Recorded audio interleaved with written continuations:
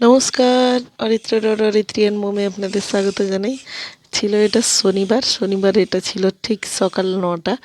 এখন বেরিয়েছি, পৌনে ৯টায় যাওয়ার কথা, আমাদের এমনিই ১০-১৫ মিনিট লেট হয়ে গেছে, তবুও যাচ্ছি। যাচ্ছি, আজকে ওদের অ্যানুয়াল স্পোর্টস আছে। স্পোর্টসে কী হবে কী না হয়, এই ফার্স্ট অভিজ্ঞতা হবে আজকে, তাই যাচ্ছি। পৌনে ৯টায় যাওয়ার কথা ছিল। আর ছেলে মেয়ে এই যে রোদ বেরিয়েছে, তবুও টুপি টুপি পরিয়ে, মানে বা হাওয়া দিচ্ছে খুব, ওই জন্য টুপিটা পরিয়ে নিয়েছি।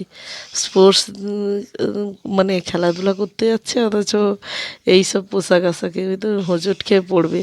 জানতাম না এদের কি কি সেখানে আয়োজন আছে না আছে, কিচ্ছু জানতাম না। ওর বাবাও আজকে নেই, ও কাজে গেছে, এখনও আসেনি। যাই হোক, পরে হয়তো আসতে পারে, বা যাই হোক, আমি চলে এসেছি খেলার মাঠে, যেই মাঠটাতে আমি সবসময় কোনো অনুষ্ঠান হলে, আর রাধাকৃষ্ণ ঠাকুর হয়েছিল, পুরো সেই মাঠটাতেই এইসব খেলাধুলো হয়, কারণ আমাদের কাছে পিঠে ওই মাঠটা ছাড়া আর বড় সড়ো কোনো মাঠ নেই। তাই কোনো ক্লাবের অনুষ্ঠান হোক, কোনো স্কুলের অনুষ্ঠান হোক, যা কিছু হোক, এই মাঠটাতেই হয় সব সময়। আমি যতদিন থেকে এসেছি তো তাই দেখে থাকি। যাই হোক, ওদেরকে নিয়ে এলাম। এই আসার পরেই তো আরও ১০-১৫ মিনিট পরে ওদের যা যা হয় খেলার আগেই ওই সব হলো। তারপরে বাচ্চাদেরকে নিচ্ছে না, বড়রা ওই সব এবং ঘোরাঘুরি করছে। আর বাচ্চাদেরকে একটা সাইড করে দাঁড় করিয়ে শুধু দেখানো হচ্ছে। আর আমি যখন ওদেরকে নিয়ে আসলাম, শ্বশুরমশাই বাজার করে ফিরলো, এই দুজনকে সঙ্গে নিয়ে এসেছি।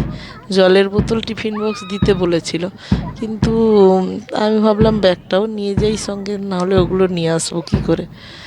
তাই নিয়ে আসলাম, কিন্তু এখানে তো তাদেরকে ঢুকিয়ে নিল মাঠের মধ্যে, কিন্তু আমি বাইরে থেকে থেকে দাঁড়িয়ে দাঁড়িয়ে দেখছি, কিন্তু ওদেরকে, ছেলে মেয়েকে কোথাও দেখতে পাচ্ছি না।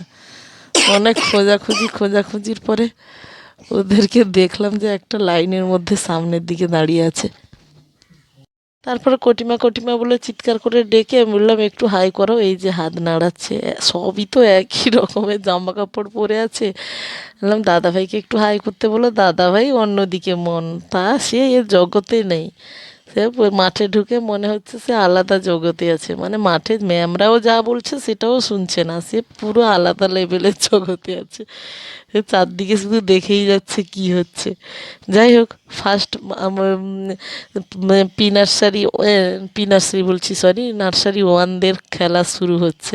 আর নার্সারি ওয়ান তো আমার ছেলে মেয়েও আছে, তাই ফার্স্ট ওদেরই খেলা শুরু হবে। তাই টুপি দিয়ে দিয়েছে, এবার তাদের সেই টুপিটা পরে ম্যামের কাছে দৌড়ে যেতে হবে।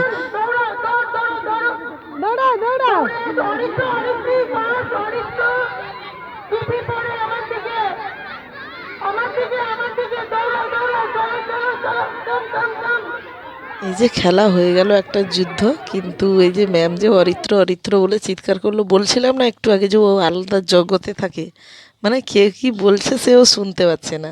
এবার তাকে হুইসেলও বেজে গেল, সে জানতে পারলো না। এই বলতে বলতে খেলা শেষ হয়ে যেতে তার বাবা এসে পৌঁছালো।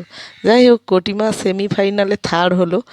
আর ফাইনালে গিয়ে, মানে ফাইনালে আমি জানতামই না এই খেলাটা খেলবে, তখন কিন্তু একা একা থার্ড হয়ে গেল। যখন আমার সঙ্গে দেখা হলো, ভালো করে তাকে বোঝালাম ব্যাপারটা, তার ভালো করে টুপি পরবে, দিয়ে আমি বললাম যে টুপিটা মাথায় পরে তারপরে দৌড়াবে। সেই টুপি যে মাথায় পরাবে এমন বলে দিয়েছি, সেই পরাটা এমন পরছে যে সে আর যেতেই পারলো না, শুধু টুপিই পরছে। যখন যায় সে 4 নম্বরে গিয়ে পৌঁছালো। যাই হোক, ভালোই খেললো, যাই খেলুক না কেন। যাই হোক, ওদের হয়ে যেতে ওদের টিফিন দিয়ে তো ছেড়ে দিল, আবার 3:30টার সময় যাদের জিতেছে তারা প্রাইজ নিতে যাবে। আমাদের আর যাওয়ার কোনো বালাই নেই। আর ওরা এসে তো খেয়ে দিয়ে ঘুমোচ্ছে। ঘুমোনোর মধ্যে আরেকজন হলো যে নাক ডাকে বিশ্বাস করতে চায় না, তাই তার আজকে ভিডিও হয়েছে।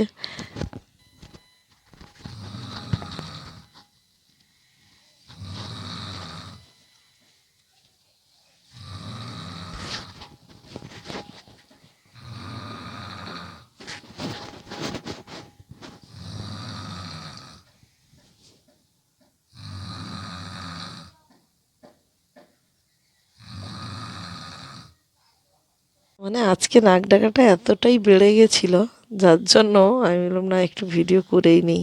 পরে বলতে হবে। আর আপনারা যদি শুনতে না পান না, ভলিউমটা একটু হাই করে শুনে নেবেন। এখানেই শেষ করলাম। টাটা, সবাই ভালো থাকবেন, সুস্থ থাকবেন।